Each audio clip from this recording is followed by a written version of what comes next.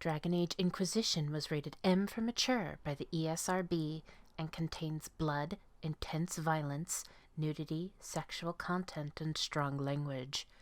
Viewer discretion is advised. Hello everyone, my name is Amaronith and I play games for the internet, and today we're playing Dragon Age Inquisition. This is actually a bit of an awkward episode, only because it's another Codex reading, but it's all of the Codex entries that I've missed from episodes 1 to 64. Somehow I've accidentally skipped over them, or just... For some reason, according to my notes that I've finally finished patching up and updating and whatnot, these are the ones that I've never read.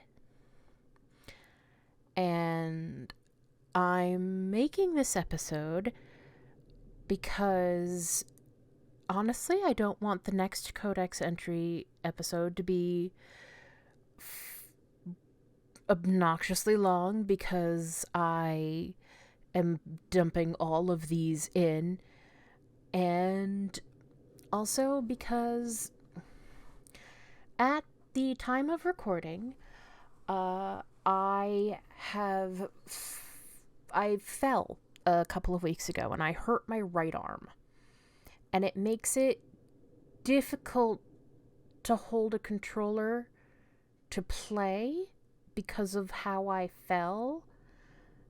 And this is much easier to record than actual, gameplay, because it involves very minimal holding the controller or even pressing buttons on my part.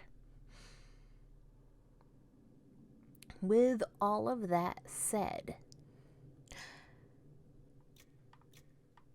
let's get started. Beginning with groups. Surface Dwarves. In Orzammar, Dwarven society is divided into rigid castes, with houses that compete for power and prestige. But all that is discarded when a dwarf abandons the stone for the surface. Under the open sky, everyone is equal, or so the story goes. The truth is that thousands of years of tradition are not so easily tossed aside. Even though surface dwarves are officially stripped of their caste, many maintain a hierarchy among themselves along the old caste lines. Formerly noble houses are accorded more respect than casteless brands who come up in search of opportunity. The poorest noble dwarf on the surface looks upon the rich, lower caste dwarves with contempt. Upper-class surface dwarf society is roughly divided into two camps. Kalnas, who insist on maintaining caste and rank, typically those from the noble or merchant caste families, and Ascendants, who believe in leaving Orzammar's traditions underground and embracing life in the sunlit world. Maintaining some tie to Orzammar was seen for generations as the only lifeline for surface dwarves. Bringing surface goods to their kin underground and lyrium and metals to the surface was not only the most lucrative means of making a living, but also a sort of sacred duty, as many surface dwarves willingly accepted exile and the loss of their caste to better serve their house or patron. In recent years, many surface dwarves, particularly Ascendants, have branched out. They started banks, mercenary companies, and overland trade caravans. They became investors and speculators in purely surface trade. These new industries have proven tremendous sources of wealth, but are looked down upon by their more conservative kin. For less affluent surface dwarves, association with a powerful Kalna can open many doors. They can get credit with Dwarven merchants and are offered work opportunities by the powerful Dwarven Merchants Guild more readily, sometimes, than more qualified but less connected individuals. From the Dowager's Field Guide to Good Society by Lady Alcyon. The Dwarven Merchants Guild. The Dwarven Merchants Guild is, without question, the most powerful surface dwarf institution. It has become what the Assembly is to the people of Orzammar, a prestigious club that everyone wants to belong to, and the surest means to obtain power and fortune. The guild's leaders can always trace their lineage back to noble or merchant caste houses in Orzammar. The guild regulates trade between the Dwarven city and the surface, and so quietly controls the entire economy of Orzammar, though the ruling king or assembly would never admit it. The guild is heavily conservative, but has started to get more of the ascendants, especially banking families, into its membership, which has caused no small amount of infighting in the guild. From the Dowager's Field Guide to Good Society by Lady Ailsa.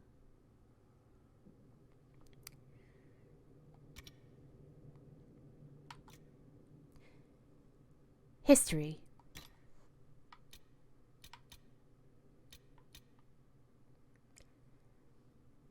Dirthamen, Keeper of Secrets. The twins Falon'Din and Dirthamen are the eldest children of Elgar'nan the Allfather and Mythal the Protector. The brothers were inseparable from the moment of their conception, known for their great love for each other. That is why we often speak of Falon'Din in one breath and Dirthamen the next, for they cannot bear to be apart, not even in our tales. When the world was young, the gods often walked the earth, and Falon'Din and Dirthamen were no exception. Both were delighted by the many wonders of our earth. They played with the animals, whispered to the trees, and bathed in the lakes and streams. Their days were filled with bliss, and they did not know sorrow. Then one day, while passing through the forest, Falon'Din and Dirthamen came across an old and sickly deer, resting beneath a tree. "Why do you sit so still, little sister?" asked Falon'Din. "Play with us," said Dirthamen. "Alas," spoke the deer, "I cannot. I am old, and although I wish to go to my rest, my legs can no longer carry me." Taking pity on the deer, Falon'Din gathered her up into his arms and carried her to her rest beyond the vale. Dirthamen tried to follow them, but the shifting grey paths beyond the vale would not let him. Separated for the first time from Falon'Din, Dirthamen wandered aimlessly till he came across two ravens. "You are lost, and soon you will fade," the raven named Fear said to Dirthamen. "Your brother has abandoned you. He no longer loves you," said the other, named Deceit. "I am not lost, and Falon'Din has not abandoned me," replied Dirthamen. He subdued the ravens and bade them carry him to Falon'Din. This they did, for they had been defeated and were now bound to Dirthamen's service. When Dirthamen found Falon'Din, he found also the deer, who once again was light on her feet, for her spirit was released from her weakened body. Both Falon'Din and Dirthamen rejoiced to see this. Falon'Din vowed that he would remain to carry all the dead to their place beyond, just as he did the deer, and Dirthamen stayed with him, for the twins cannot bear to be apart. From the story of Falon'Din and Dirthamen, as told by Gisherel, keeper of the Ralafarin clan of the Dalish Elves. Falon'Din, friend of the dead. Guide. O Falon'Din, Lethanavir, friend of the dead, guide my feet, calm my soul, lead me to my rest. In ancient times the people were ageless and eternal, and instead of dying would enter Uthanera, the long sleep, and walk the shifting paths beyond the vale, with Falon'Din and his brother Dirthamen. Those elders would learn the secrets of dreams, and some returned to the people with newfound knowledge. But we quickened and became mortal. Those of the people who passed walked with Falon'Din into the beyond and never returned. If they took counsel with Dirthamen on their passage, his wisdom were lost, for it went with them into the beyond also, and never came to the people. Then Fen'Harel caused the gods to be shut away from us, and those who passed no longer had Falon'Din to guide them, and so we learned to lay our loved ones to rest with an oaken staff, to keep them from faltering along the paths, and a cedar branch to scatter the ravens named Fear and Deceit, who were once servants of Dirthamen, now without a master. As told by Gisherel, keeper of the Ralafarin clan of the Dalish Elves. I'm going to apologize now for my poor French pronunciation. I don't speak French, and the people I asked for help, person, rather, was my father, who hasn't taken French since high school. Yeah. That was a very, very, very long time ago. So, Mad Emperor Reville. Modern history often forgets that Mad Emperor Reville was at first celebrated as a military genius. Despite the warnings of his twin brother Gratian, younger by a mere hour, he committed Orlais to an invasion of Ferelden, an invasion that proved wildly successful. In the breadth of one campaign, Reville had expanded the reach of the Empire across all southern Thedas, and allowed the court to dream of achieving even greater heights. The victory came at a cost, however, when Gratian's prediction of war with an opportunistic Navarra proved true. The Orlesian chevaliers met spectacular defeat. Everything we know of history states that Grand Duke Gratian had nothing but his brother's best interests at heart. The man was a kind soul, much in love with his wife and many children, and, according to all letters recovered, vastly relieved not to be burdened with the throne. Reville, however, went from reveling in the approval of his court to being the butt of jokes and the target of whispers. He was surrounded by courtiers who said his brother was behind this criticism, and as rebellion in occupied Ferelden began, things grew worse. There was open talk of placing Gratian on the throne. When Marquis Yvette, Reville's mother and a calming influence, died and threw him into mourning, he snapped. Reville ordered the assassination of Gratian and his entire family at their estate of Sablissin on the Feast of Ascension. Gratian, his wife, their 3 grown children, and 8 grandchildren, the youngest, Camille, only 8 months old, all slaughtered and thrown into a mass grave, their bodies burned.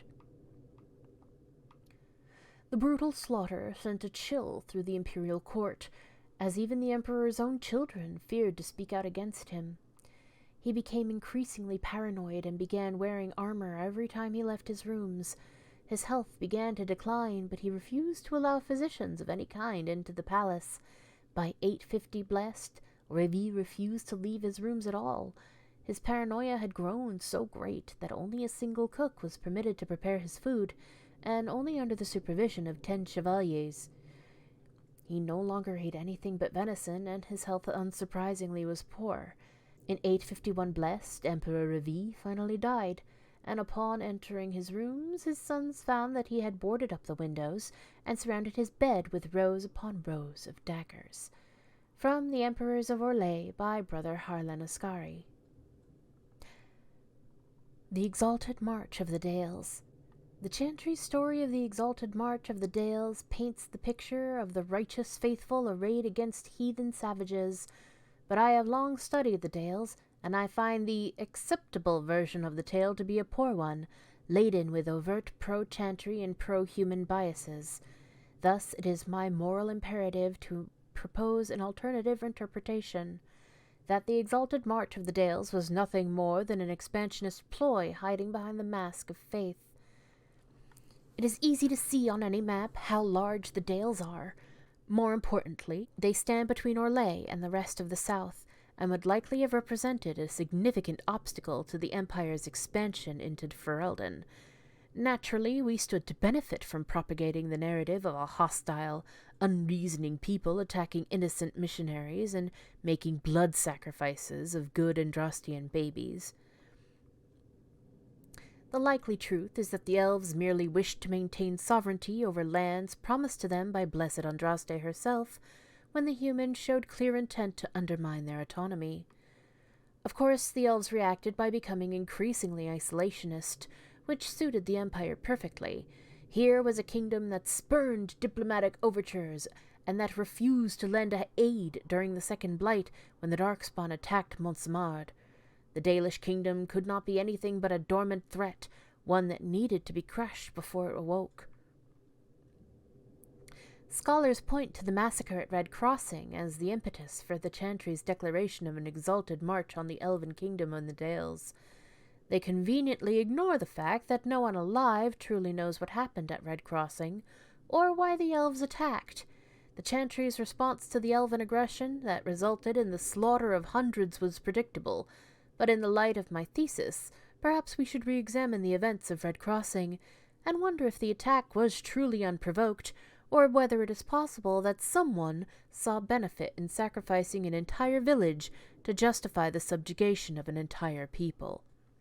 From A New Perspective on the Exalted March, a pamphlet by an anonymous author, published by the University of Orlais in 912 Dragon. The First Blight, Chapter 1.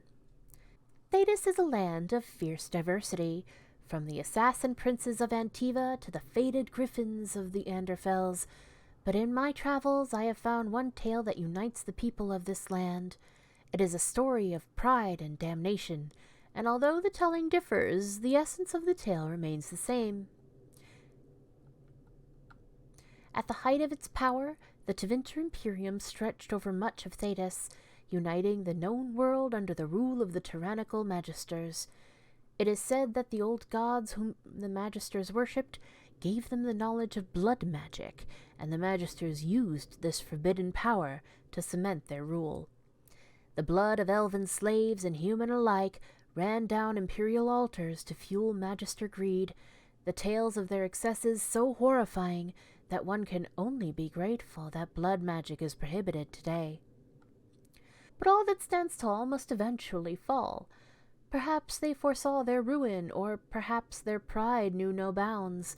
But whatever the reason, the Magisters dared to open a magical portal into the Golden City at the heart of the Fade. They sought to usurp the Maker's throne, long left unattended in the Golden City after the Maker turned his back on his creations. They would storm heaven itself with their power and become as gods.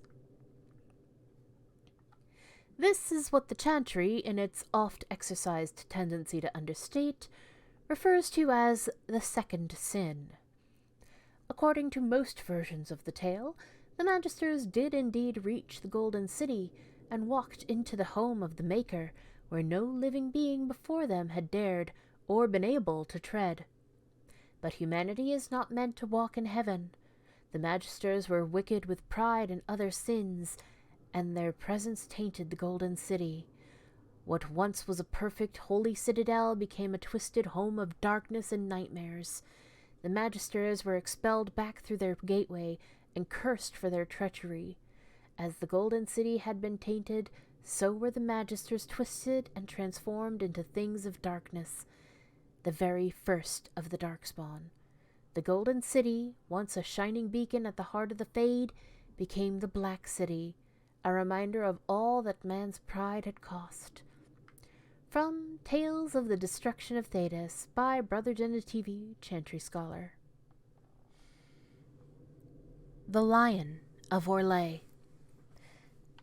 As to your question regarding why a lion is considered the symbol of Orlais, particularly when the lion is a creature native only to eastern Thedas, the answer is quite simple. It adorns the crest of the Valmonts, the family that has ruled the Empire since the end of the Exalted Age, and in truth it is the Valmonts which have come to represent Orlais. Before them, the Orlesian symbol was that of the descendants of Cordelius Dracon, a dragon. As to why the lion adorns their crest, that dates back to the time of Lambert Valmont, a young captain of Orlais who distinguished himself at the Battle of Islay, that great and infamous battle that ended the Fourth Blight. It is said that young Valmont disregarded orders during the battle, taking his forces to relieve the beleaguered Antivans and saving them from absolute destruction. Though his superiors were at first chagrined, chalking up the captain's actions to an infatuation with a certain Antivan camp follower, this, incidentally, has never been confirmed. It later came to light that the Antivan force had been led by King Azar Aldeberto Campana himself. In the political realignment following the Blight's end, Antiva was an important ally to Orlais. and Lambert Valmont was an Antivan hero. He was given the hand of one of King Azar's daughters in the marriage, and elevated to noble rank, with a valiant lion to adorn his newly created heraldry. The Orlesian Emperor was forced to respond in kind, granting Valmont a marquessate. Imagine, if you will, the hero returning to Val Royeaux from the Blight, sporting a wife with royal blood and the honors of 2 nations. This is why jealous nobles called him the Swaggering Lion, a nickname he embraced. It was Lambert Valmont's son, Alphonse, who later led the civil war against the usurper Xavier Dracon. He killed Xavier in single combat, giving rise to the great Orlesian legend of the lion slaying the dragon, putting an end to the Dracon dynasty as he assumed the throne, and changing the Orlesian symbol forever. From a letter by Brother Genetivi to Prince Caelan Theron, 920 Dragon. The long walk to Halamshiral. Only 65 of our group made it to Halamshiral. Some gave up. Some sickened, especially the little ones. Bandits stalked us. My mother forgive me, I had to steal food. A child fought me for extra scraps of bread. A few days later, I carried her for miles after her legs gave out. She died shivering in my arms.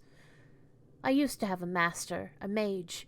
He fed me well, never beat me, even taught me how to read so I could do his accounts. But if he had a theory or a spell he wanted to test out, he'd get out his daggers, have the other servants tie me to a post, and carve furrows into my skin. I was so afraid. Every time I was sure I would die. But at worst I'd collapse, get bandaged up, and lie in bed too weak to move for days. The other slaves visited me in secret to survey the damage. I'd heal just enough before he needed blood again. That is why I traveled from Valdorma to the Dales with nothing but the rags on my back. That is why there were 105 of us when we set out, all elven. That is why I fell to my knees and wept when we crossed through the gates of my new home, a village for my people. Anonymous account of the long walk, as told to Brother Pecor of Ferelden, circa minus 140 ancient. I don't know what. I'm going to say it's just circa 140 ancient. The Perendale War. Not many people take the road west into Perendale for the sake of pleasure. Few living things inhabit the rocky countryside, save for silver miners, wyverns, and an astoundingly pugnacious breed of mountain goat. In far-off days, the mountains around the city were full of dragons, and perhaps this is what first brought it to the attention of the Pentagast kings. Certainly it was not the goats. Although the region has belonged to Navarra since the late Blessed Age, travelers here will find much that reminds them of a provincial Orlesian town. A great carving depicting the lions slaying the dragon adorns Perendale's gate, and many Orlesian lions decorate the city's buildings. And there are still many citizens who cling to the hope that the Empress will restore the city to the Empire. Historians mostly agree that it was not the dragons, nor the silver, and certainly not the goats that began centuries of warfare between Orlais and Navarra. It was Emperor Etienne Valmont and the Pentagasts. In 782 Storm, the Pentagast family, fresh on the throne again for the first time in generations, and eager to build up the alliances lost by the Van Markham dynasty, approached the Emperor to solidify a peace treaty through marriage. The Emperor, who was under great pressure to produce an heir, set aside his Empress of 17 years and wed Princess Soteria Pentagast, theoretically cementing a promise of peace and cooperation between Navarra and Orlais. Promises are hard to keep. By 797 Storm, Soteria was still childless, and the Emperor sent her to a cloister so that he might marry his mistress. As anyone other than Etienne might have predicted, the Navarrans took this poorly. Angry letters arrived in the imperial palace by the cartload. A small war party of Pentagasts rode into Orlais and reclaimed Princess Soteria. But the Navarrans did not take military action yet. They were strategists, and knew to bide their time. In 846 Blessed, while most of the Orlesian army was committed to a war in Ferelden, the Pentaghasts began their war against Orlais. The Orlesians rallied a defence and drove the Navarans from Ghislaine and Arlesans, but at the cost of much of their northern territory. Perendale was lost and never recovered, a lingering sign that the peace between the two nations was impossible. From In Pursuit of Knowledge, Travels of a Gentry Scholar by Brother Genetivi. Letters and Notes. A Midwife's Journal. This time-worn diary was found amongst the more valuable items. It is bound in leather and has a solid silver trim, which might be why it was saved. A few entries can still be made out. 16 herring, 9/8. This has been the coldest winter I can remember. Even the river is frozen. No one should be out there, not in this blizzard. So you can imagine my surprise when there was a knock on my gate. A young woman. She's looking for the Fairbanks cottage. I go out. I say to her, "Nothing fair about this weather, but yes, you are at the right place." She throws back her cloak, and I can see she is heavy, less than 2 weeks away. "Please help." She is almost in tears. I bring her into the house and sit her by the fire with some tea and slippers. She is young, not more than 20. Her hands are smooth. They have not seen a day of work in her life. Her clothes are travel-stained, but fine. The cloak must be worth at least 50 royals, beautiful blue, trimmed with fox fur. Her name is Bernice, but she won't say more. Many girls come here not wanting to say who they are. I understand. 25 herring, 9/8. Bernice has had the baby, a boy, healthy, full head of hair. She named him Avarst. She tried to pay me with a heavy gold locket, a falcon on its face. I asked her what it was. It looks valuable. She says it's her father's and she doesn't care to have it anymore. I tell her she might not, but her son might one day want to know where he's from. 1 Winter March, 9/9. A new year. Bernice should be healthy enough to leave, but it is still cold and I just cannot turn her out. I will ask her to stay and be my assistant. I have needed help for a while. My fingers are not as nimble as they used to be. Clever girl. She will make a fine apprentice. Kolg's Journal. A torn page from a journal. "Stone-blind Kolg," they chanted. Their grubby fingers pushed my face into the ground, scraped the flesh from my ear, spilled blood. 2 thumbs made black spots in my vision. Their voices were loud, so loud, but I hear her the loudest, the stone. When they left me in the quiet dark, she remained. Her soft lullaby told me of a way I could return, a song of my own. Filled with mother's love, I gathered singing stone by hand. They said it would poison me, but mother would never do that, not to her son. Within the melody are secrets meant only for me. A blood-spattered page from a journal. The song is soft but hard to crack. I hear the words, I can even taste them, but I cannot say them. Maybe mother needs me to remove my teeth. A crumpled page from a journal. Mother holds me when I sleep, warm, so warm. Her rhythm flows through my throat, burning until the miners in their fat, cruel hands are a distant memory. Kolg is a memory. I am the sun. The words come in waves. I will drown in them, for her.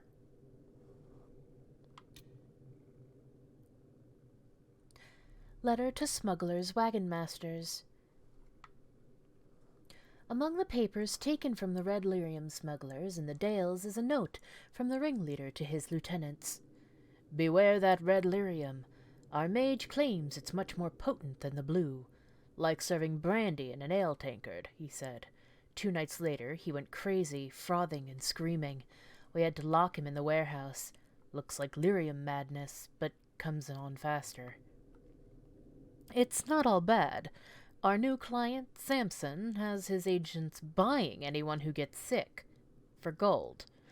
When they bought the mage, I asked why. Samson's people said to make something better of him. For what they're paying, he must have something bloody spectacular lined up. Have the men be extra careful around the crates. Tell me if any come down sick. Keep the why to yourselves. Kells.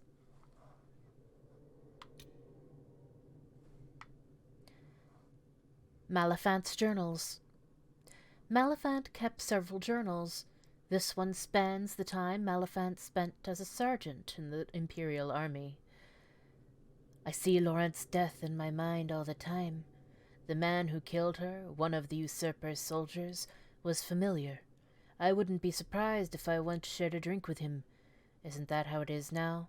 Brother against brother. The priests tell me to remember Laurent's life, not her death, so I try to recall years past, the countless times she saved me, the day we first met, when I was a young recruit who almost pissed himself at her barked orders. Because of her, I learned discipline and control. She instilled in me pride in what we did.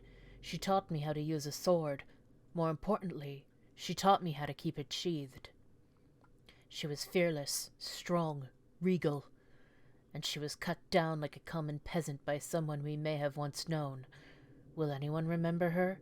Will Celine? Some pages later. There is a new soldier in our battalion, Gaudien. He is an odd fellow with an accent I can't place, like he'd spent time in the marches. It doesn't matter in the end.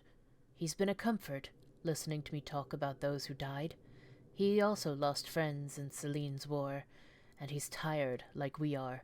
He said a very wise thing. There is no war without soldiers. The Empress can't wage her war if we refuse to fight. Orlais should belong to Orlesians. Maliphant kept several journals. This one details the founding of the Freemen of the Dales. Auguste and I have established outposts in the Emerald Graves. We are spreading the word to both armies. I'm sick of good Orlesian men and women dying for someone else's cause. It ends now.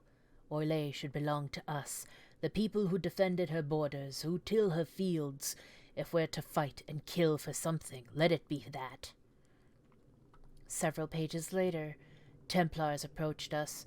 They are not the order I knew, but they have offered weapons and gold if we help bring their supplies to the Emerald Graves. If we are to free the Dales from the grasp of the nobility, we need what they have to offer. It's a deal with a demon, but our cause is worthwhile. Maliphant kept several journals. This one appears recently written. I don't know what we're doing anymore. Our hearts were pure when we started. I have to wonder if we've lost our way. The Templars are terrifying. When I speak to the Knight Captain, I feel uneasy. There's something unsettling about his eyes and voice. They keep making offers, more shipments to guard, more men to be escorted to their keep. No. No more grousing. I can't let my doubt show. Others take their cue from me. They must stay strong. It's just for a little while longer, then we'll get what we want. We'll be free. Monthly report. Master Kells, numbers are fantastic, sir. Trade's booming with all this lyrium showing up. Maybe it's red instead of blue, but people are still buying. That mage we picked up can look into what the color means. He needs to start earning his keep. We have more coin on hand, too. No need to pay off some greasy dwarf since the red stuff isn't from the deep roads. Must be killing them. Someone struck lyrium up here and they're not getting a piece. Vishlan. New clients. To Master Kells. The new client wants double the red lyrium shipped last time. The contract said it was for someone called Samson. I met him during the last trip. Got a Templar feel off him, although the armor he wears doesn't look chantry. Still, his coin's good and he doesn't preach. Toby. Parson's Battered Notebook. Beyond Andraste's mercy, 100 steps to revelation. I don't know what it means. Is it allegory? I don't even know where Father got this mess of rambling. He spent his whole life figuring out that it pointed to objects in the Emerald Graves, and now I have to finish the job. This is going to kill me. Why would his dying wish be that I figure it out? What sort of father asks that of a son? 1. Here is my soul, trapped in a cage of bone. 2. Here is my past, forgotten in the bleak winds. 3.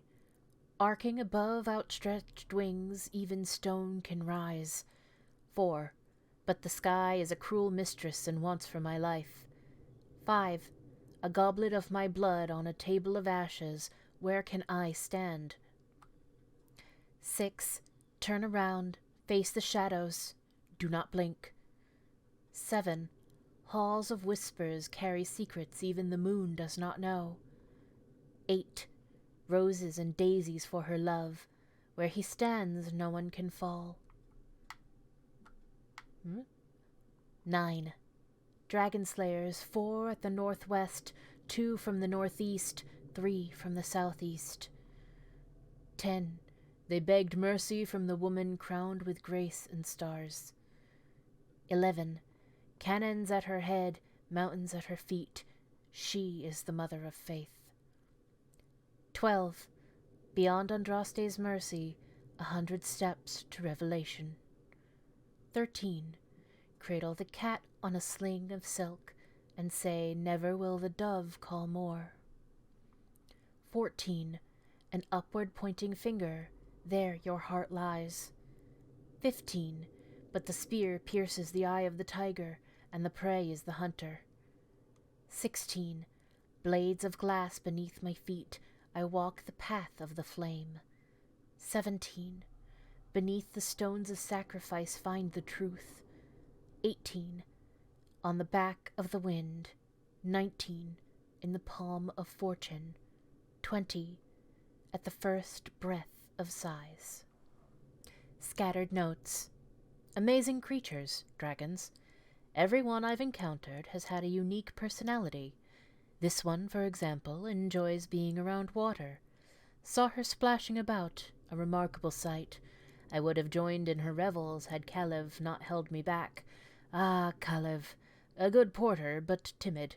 I told Kalev and the others, dragons much prefer to eat beasts of the wilds rather than humans.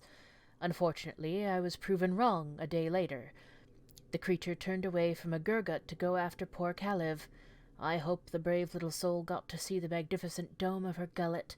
I am certain it's like the inside of the Grand Cathedral. The observations of Stefan Diorion. Scrap of paper. There once was a sister from Sud, begging alms as a chantry girl should. Though she would take gold, or clothes for the cold, she looked first for offers of... It seems the logger was unable to finish his poem. The Diary of Troilus Hertubise. The Great Mission, Day 1. Arrived in the Emerald Graves and located the first instance of the menace. Set up an observation area close by. This will allow for undisturbed study of the phenomenon. The Great Mission, Day 2. This particular example of the menace seems far less active than the one in Leeds. It pulsates at a rate of a mere 427 times per hour. The sound of it here is a nagging drone, as opposed to the frantic whistling of the first one in town. As I recall, Sister Euphorbia described the noise as similar to one heard when forcing air from a leaky bellows. The Great Mission, Day 5. Ran out of Sister Euboria's honey loaves. Still have cheese, but spent yesterday foraging. Spotted another menace through the trees by the river. I can only describe it as stormy. It must be investigated further. For the mission to succeed, I must learn all I can. The Great Mission, Day 6. The stormy menace makes noises like a provoked cat at intervals of 1 hour 15 minutes. It is surrounded by 4 swirling wraith-like demons. I have named them Primus, Secundus, Tertius, and Dummy. The first 3 orbit the menace like patrolling guards. Dummy follows, but often pauses and heads in a different direction. Very occasionally he twirls around, like a lost man trying to find his bearings. The Great Mission, Day 8. Must be careful. A passing deer drew the attention of Dummy. For once he demonstrated a tremendous purpose. Felt almost proud. That pride was quickly replaced by a great distress, observing what followed. Deer should not bend that way. The Great Mission, Day 10. Another menace seen farther down the river. It seems in its infancy. No demons. I believe I have enough knowledge of the behaviors of the menaces to attempt to destroy one. I will attempt this with the nascent menace. Caution is key. A final, blood-smeared entry, written in a shaky scroll. The Great Mission final test. Learned so much since that first day on that ridge. Thought I knew enough to try to interact with the menace, to touch it. This didn't go well. Instruments did nothing, didn't affect the menace at all. We are all doomed. Just going to lie here for a while. Warden Ailsa's diary. I've never had a diary before. The wardens kept me too busy. But now I'm dying, and there's no one to talk to. I'm alone with the music in my head growing louder. I always wondered how wardens knew when they heard the calling. I asked Liam once after too many drinks. "You'll know," he said. And I did. At first it was just a whisper, a creak in the door hinge I could put off oiling, but soon all I could hear was the music. It was there when I swung my staff and wiped the sweat from my brow. It lingered in Liam's laughter and stalked my dreams. I can't explain the sound, the song, but I knew. It's a poison that grows in the mind, then consumes the body. I came here to die. In death, sacrifice. But I won't go quietly. I cut through the darkspawn horde, expecting to find only more of them the deeper I traveled. But nothing has matched my expectations. Deep roads brought to mind darkspawn, dwarven ruins, caverns, and death. But there is an entire underground world here. Just today I came across plants with lyrium-streaked veins. I took a bath in a lake that held crisp, fresh water and cautious animals, large and small, that I'd never seen before. I can't be the first warden to witness such wonders. I was distracted by the curiosities yesterday. Was it yesterday? I let my guard down, got comfortable. Easy to do when you know death is inevitable. But then I stumbled across something horrible. I smelled it before I saw it. Bodies. Hurlocks, genlocks, creatures I didn't recognize. Hundreds of them mutilated, tortured, and thrown into pits. I ran. Didn't see the hole. Can't move my legs. They look like they should hurt, but I can't feel it. The music is too loud, the hunger too strong. I can still crawl. I don't want to die like this.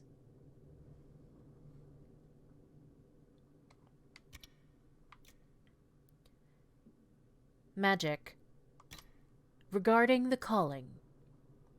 So many refuse to speak of it, but how can we know it? How can we identify it if we do not share it? The calling is not a source of shame. The song that whispers in the back of my mind is no evil upon my soul, but the mark of a life well lived in service of a greater good. If all things come from the Maker, then is this too not part of his plan? Could it not be a gift, a final haunting melody to send us into the afterlife with hearts opened? Could this not be his song? It scratches at my thoughts, the music almost a voice, at once unearthly and beautiful. I found myself humming it aloud a few days past. Where once it intruded, it now feels a natural part of my mind's course. It coils around memories I hold dear, training with Sir Keller, riding in the moonlight, my mother's face the last time I saw her, and inserts itself into them so that I could almost swear that music, that sense of a presence watching and calling, had always been a part of what I remember. This is what the senior wardens warned us of, I imagine. I should not find it beautiful. I must remember the corruption and recognize that my mind is slowly losing the wit to differentiate between this world and that which would consume and destroy it. I must. I can. I will tell the wardens tomorrow. I have seen their looks. They already know, I suspect. I will heed the calling and go to the deep roads to die with the dwarves, fighting as a Grey Warden should. But if I am to die after all I have given, can I not at least allow myself the pleasure of the song's beauty? The final pages of To My Fellow Wardens by Sir Majory Baron.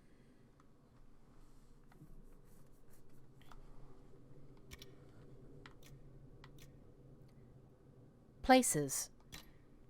Caer Bronach. King Brandel erected Caer Bronach in 826 Blessed, intending the fort as a stopover garrison for Ferelden soldiers fighting Orlesian invaders. The village of Crestwood takes its name from the fort's first captain, Sir Venar Crestwood, who held Caer Bronach longer than anyone thought possible against a vanguard of the Orlesian army. When the fort's defeat seemed inevitable, Sir Crestwood opened the gates, holding a flag of truce, and challenged every chevalier in the Imperial army to a duel. Amused, one Orlesian officer accepted the offer. Sir Crestwood swiftly cut him down. 8 more followed, Honor and the watching soldiers forcing them to fight Sir Crestwood one-on-one. The 10th challenger finally managed a fatal blow, only because Sir Crestwood had slowed due to blood loss from previous injuries. Impressed by Sir Crestwood's tenacity and endurance, the remaining officers left the small village around the fort untouched, as the Orlesians made for the capital, sparing hundreds of innocent lives. From Notable Fortresses, Castles, Towers, and Other Edifices of Interest in Ferelden by Henry Lannon. The Anderfels. The Anderfels are a land of shocking extremes. It is the most desolate place in all the world, for 2 blights have left great expanses of the steppes so completely devoid of life that corpses cannot even decay there. No insect or grub will ever reach them. It is a land filled with wonders like the Murdain, with its gigantic white statue of Our Lady carved into its face, her hands outstretched and bearing an eternal flame, or Weishapt Fortress, with its walls of living rock towering over the desolate plains below. The Anders, too, are a people of extremes, the most devout priests and the most deadly soldiers, the poorest nation in the world and the most feared. From In Pursuit of Knowledge, Travels of a Chantry Scholar by Brother Genetivi.